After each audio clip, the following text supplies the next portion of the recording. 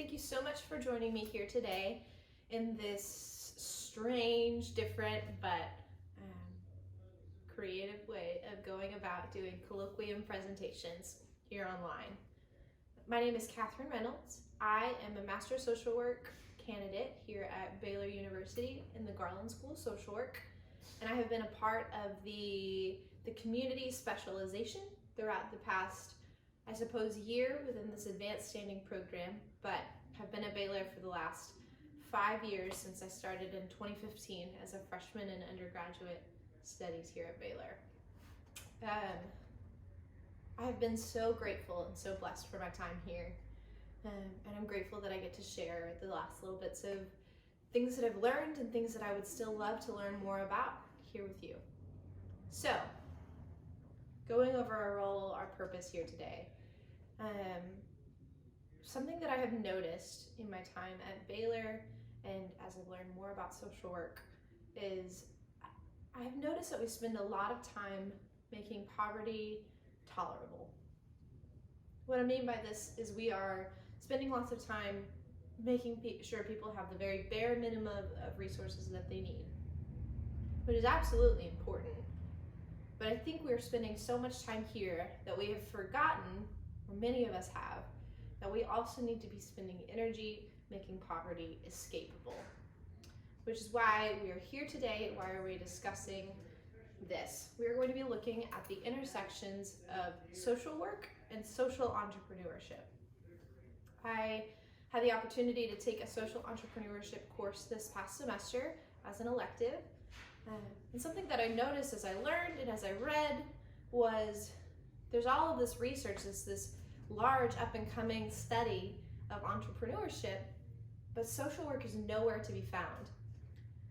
And I think that's a mistake. And so I would love to explore this more with you, and then ideally love to come up with some opportunities for us to grow and learn and ultimately bring social work into the social entrepreneurship profession and vice versa. So first we'll go ahead and go over our learning objectives together. First, I want us to learn the basic principles of social entrepreneurship and consider how it aligns with the core values and competencies of social work. Second, I want us to understand a variety of examples of this intersection within the city of Waco, Texas, along with ways that this can be grown into the future with your own agencies. And then finally, I want us to identify ways in which the intersections of social work and social entrepreneurship can be applied within the micro, meso, and macro realms of social work in all of the different agencies here in Waco and beyond. So, first, I think that it's important that we work to actually understand social entrepreneurship a little bit. In all of my time at Baylor, I never really spent much time understanding this particular principle until I actually took a course in it. So, what we'll do is we'll first define and consider some key principles and then consider how that they intersect. So, understanding social entrepreneurship. The best example that I could come up with social entrepreneurship is that it operates at the convergence of entrepreneurship and social responsibility. What this ultimately means is social entrepreneurs are not only considering the bottom line, they're not only considering how to make a successful business, but they are wanting to create a business that is going to create positive social change in the world, social responsibility. This can include anything from working to end poverty. This could be working to provide safe, clean drinking water. This could mean providing clean, renewable energy to combat climate change or to create electrification opportunities in areas that have not had it, and more. It's a very broad area of study, but ultimately it operates in this intersection. So I believe that there are two key principles that make up how social entrepreneurship actually functions. So first, social entrepreneurship believes that economic growth is key to reducing poverty. If we're to effectively reduce and ultimately end poverty, then the overall economy of a country must grow. As the economy grows, then standards of living also increase for everyone. Now, as important as that might be, we also have to consider that equitable distribution of that growth is key to reducing poverty. While we can grow an economy, if only a small percentage of the people actually reap the benefits, then poverty is not really going to be changed dramatically. We also have to work to actually distribute that wealth and that growth equitably. Consider countries that have high amounts of wealth, but also high amounts of poverty. They have done a good job growing the economic well-being of the country, but have not done a good job distributing that. If we're able to hold the both of them in tension, though, this is where social entrepreneurship functions. I wanted to use a pie chart analogy to better explain this. So imagine that this is the wealth and financial well-being, the ultimate standard of living that the poorest of the poor in a country operate. And this would be, we'll say, everyone else. So if we work to grow the economy, what's happening is that whole pie is growing. Now, while the rich may have more wealth than they did prior, so do the poor. This is very much looking at something like absolute poverty. If we're working to address absolute poverty, we have to bring the whole well-being of the area up so that standards of living can then increase. Now, while that's important, we also have to consider the next pie charts, which is looking at equitable distribution of wealth. So I have it divided up in quintiles here, and you can see this first one is divided with the wealth, the richest owning about 35% of the wealth, and the bottom having only 7%. Now, while this is only a 5% change from the top quintile, we already see that distribution has already changed. The bottom quintile is now doing much better. Now, this is addressing something called relative poverty. Relative poverty is considering the poverty of an individual in comparison with those around them. So in the United States, our poorest of the poor, our bottom quintile, often still have access to clean drinking water, often still have access to electricity, and more. This is not across the board. I'm not making any kind of claim like that. But you can see that our bottom quintile's standard of living is going to be much different than someone living in an impoverished country in Central America, South America, Africa, East Asia, etc. What this is looking at is relative poverty. Those who are living in comparison to the rest of their country, rather than living on less than $1 or less than $2 a day. Ultimately, the both of them, though, have to be considered if they're going to actually have any kind of growth, any kind of success in a country of eliminating poverty. So think not just growth, not just redistribution, but both. I wanted to take a minute before we move on, though, to consider sort of two principles. So first would be the ethical integration of faith and practice, and then second being a criticism that I personally hold of social entrepreneurship. This verse says, "No one can serve two masters. Either you will hate the one and love the other, or you will be devoted to the one and despise the other. You cannot serve both God and money." And that comes from Matthew 6:24 in the Bible.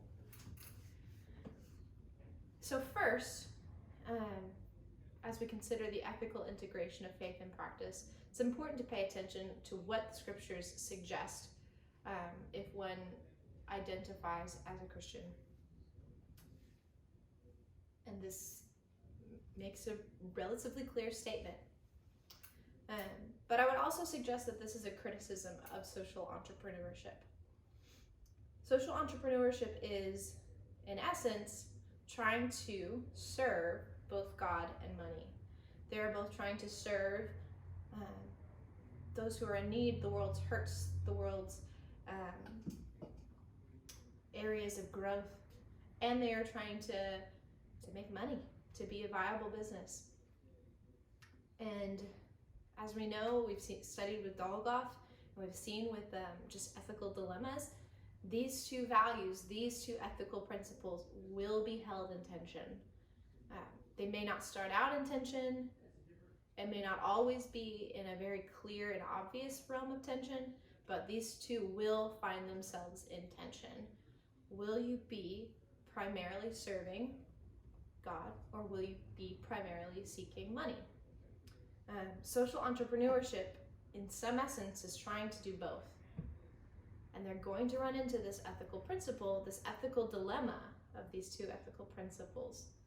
And they need to pay attention to something like this, so that they can ultimately determine where their heart is and what their ultimate goal is in creating the business that they have sought out to do. So I wanted to take a moment just to put that out there. This is no perfect of a program. This is not going to be foolproof, but nothing is. We are always going to run up against ethical dilemmas and ethical tensions, and this happens to be, I think, one of the primary ones in the life of a social entrepreneur. But we're going to move on, and we're going to look at actually some case studies.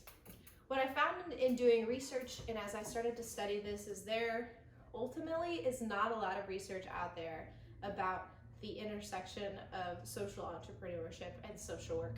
It's a relatively unstudied area.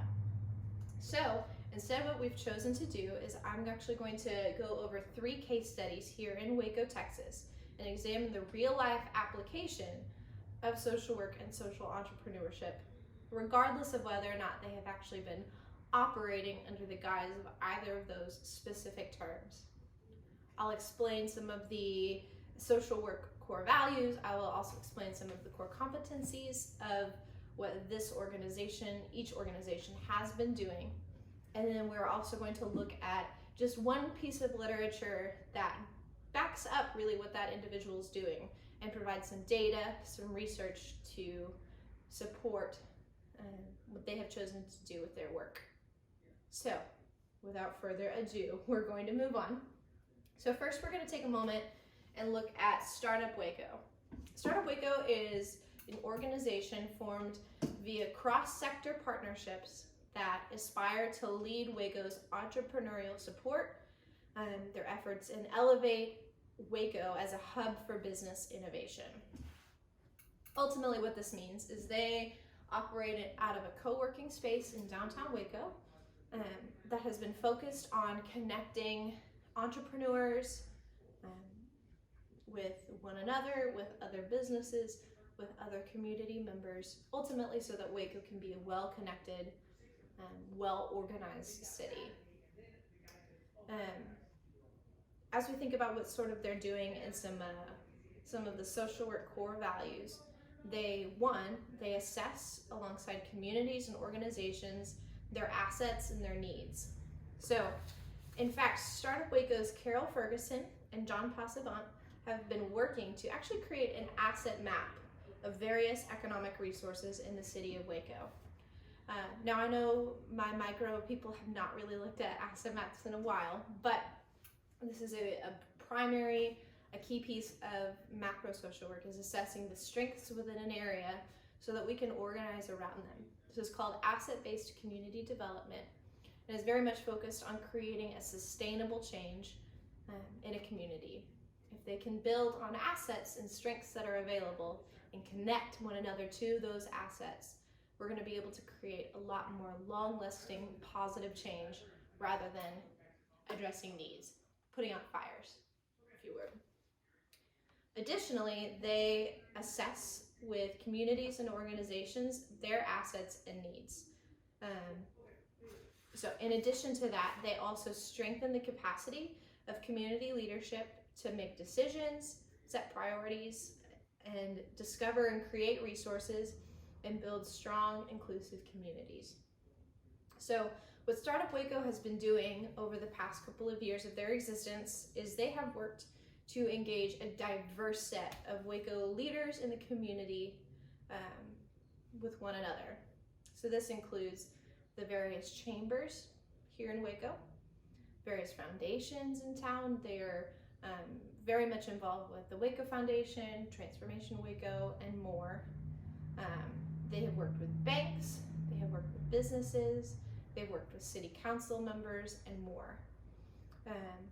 Ultimately, this is so that they can create extremely effective learning opportunities for the community to grow their entrepreneurial skills and their capacity for building, right? So this could include something like Expert Live, which has been providing support to small businesses in the midst of the COVID-19 crisis.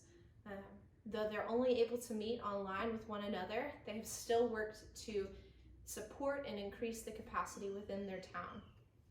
Additionally, they host something called the ExtraCo Big Idea Challenge, which consists of a number of businesses coming and giving a pitch for their business. This is the idea that I have, this is what I want to create, and then a panel of judges will analyze business plans, learn more about this organization, and then select a winner who gets financial support, mentorship, and more. So if you're familiar with Waffle Chick or also the Waco Cha, both of those were winning ideas that were able to then receive funding and support to become viable small businesses in Waco. They also host Café Pan Dulce regularly, which is put on by the Waco Hispanic Chamber of Commerce. That is a networking opportunity for businesses and police officers and community organizers and council members and more to meet together and actually benefit from one another's knowledge, expertise, interests, and more. Ultimately, they're doing all of this under the guise of helping Waco to grow and helping Waco to be a sustainable, strong community. So as we think about some of the core values of social work that Startup Waco has embodied, though not explicitly, they're not a social work organization, but some of the core values at play here are social justice. They're working to connect often minority individuals who have not gotten the stereotypic standard support from the structures and institutions at play. They're working to support those organizations. They also focus on the dignity and worth of the individual. And then they also place high importance on the centrality of human relationships. It's the whole business model that they function under. They work to support human relationships because it is through those human relationships that Waco can grow and their entrepreneurship can grow. So we're going to take a moment then to understand a connection to the literature that Startup Waco has been working under. So I found a study that's basically analyzing where is social work and the social entrepreneurship movement. Social entrepreneurship has become this great movement, and social work has been nowhere to be found. And this study is very much analyzing and supporting that notion. They note that social entrepreneurs are not content just to give a fish or also to teach how to fish. They will not rest until they have revolutionized the fishing industry. What Startup Waco has been doing is Startup Waco is working to provide an opportunity for social workers and social entrepreneurs alike to create lasting, revolutionary change in the city of Waco. What Startup Waco is doing is they are revolutionizing the fishing industry. So now, we're going to move on. We're going to look at another organization I'm sure many of you are familiar with. It's called Jesus Said Love. JSL is an organization that is at the forefront of combating human trafficking and working to support those who have since exited the sex trade. And among their programs, they have tons. There's the Access program, there's counseling, they receive social work support, but they also have something called Lovely Enterprises. Lovely is the social enterprise of Jesus Said Love, aimed at reducing recidivism into the sex trade through sustainable products, female empowerment programs, and microloans to survivors. JSL has very much done an excellent job of working to create a creative and sustainable opportunity for individuals both to benefit from their enterprises, but also to create enterprises of their own. Some of the social work values that are at play with JSL include the ethical integration of faith and practice, that's S10, where they examine one's own religious, faith, and spiritual frameworks to identify how they can influence one's preferences for certain theories of social change. Now, JSL is unapologetically a faith-based organization. It was actually started by a couple of worship leaders who have sought to bring a ministry to the marginalized sex workers of Waco. They have done an excellent job of integrating their love of God with their love of people, ultimately to then identify theories of social change and create change within their city. Additionally, they apply their understanding of social, economic, and environmental justice to advocate for human rights at both the individual and the system levels. JSL and their understanding of the sex industry and also life following have worked to provide support and access to entrepreneurial activities to advocate for their clients' human rights. They understand that individuals, when they don't have opportunities for employment, often because of the checkbox of having had some kind of prior run-in with the law, they understand that often this can lead to recidivism. And so JSL has worked in part to try to free these women from the social constraints of their prior life and provide them with opportunities at both the individual and the system levels. So thinking about the core values that are at play here, they are very much focused on service.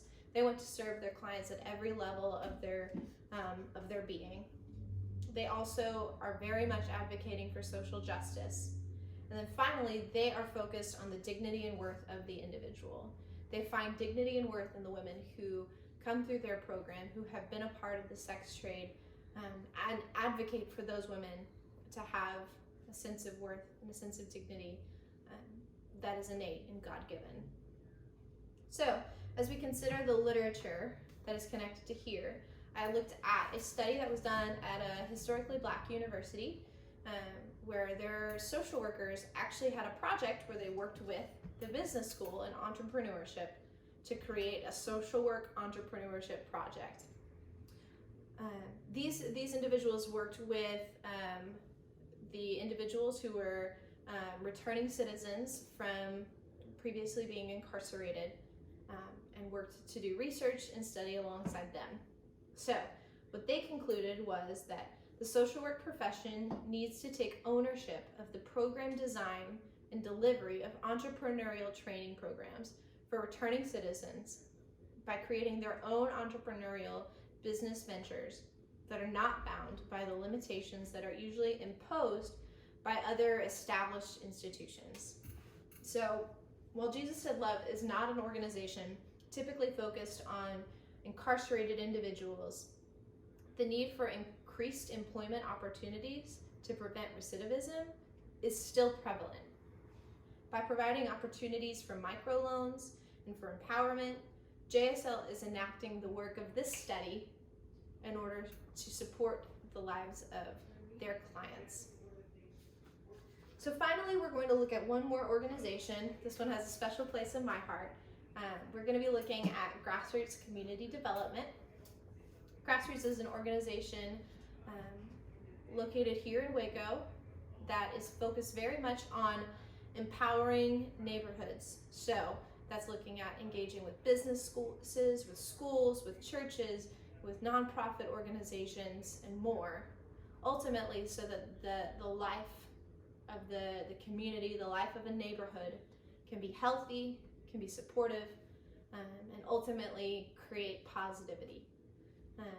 So one of the ways that grassroots community development has functioned was through Josh Caballero, who is our North Waco community organizer, as he worked with the businesses and the neighbors with 25th Street here in Waco, Texas.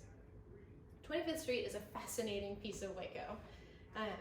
It has very much become this interesting microcosm of entrepreneurship and apprenticeship, ultimately growing the economic well-being of their neighborhood. And largely this was done through the support of Josh Caballero with grassroots community development. Ultimately, the best way I can describe this is, so if you think about, say, an established business is on 25th Street, operating, functioning, things are going well. What these individuals have done is they have actually opened the doors to another baby startup business and allowed that business to come in and share their space, share their shop with that individual, and then they can provide apprenticeship support. They can provide a cheap place to function, at least for a while, to that individual, to that young business as they get started and as they get going. Ultimately, so that business can grow and become a very strong and functioning piece of the neighborhood. What then will happen is they will split up. The one business will go find its own storefront, often getting rid of one of the vacant buildings on the street. They will then function and do the same for another business. So this very much happened within, for example, the 25th Street furniture store. It's a small furniture store, but they've done pretty well, and so they opened up their doors and allowed for this woman to go and actually participate with them in opening a Mexican goods and piñata store. So the two of them share a storefront and ultimately benefit from one another's business. If a person goes to buy a piñata, then they can also look at furniture, and then vice versa. Ultimately, this is providing mentorship, experience, funding, and more, and building strong communities under the guise of entrepreneurship. So as we think about some of the social work core competencies that are involved here, first, they strive to ensure the participation of diverse and marginalized community constituents in assessing, planning, and implementing interventions. As we think about grassroots, they've used tried and true community organizing techniques and skills to organize community members, such as the 25th Street businesses, to ensure their participation in the implementing, the design, and ultimately, outpouring of an organizational systemic change. What they're doing is effectively asset-based community development. What this is looking at the strengths of an area and building sustainable change based off of those assets. So rather than putting out little fires, which would be sort of a deficit-based model, looking at what is lacking, they're looking at what is strong, and again, building on those strengths to create lasting and sustainable change.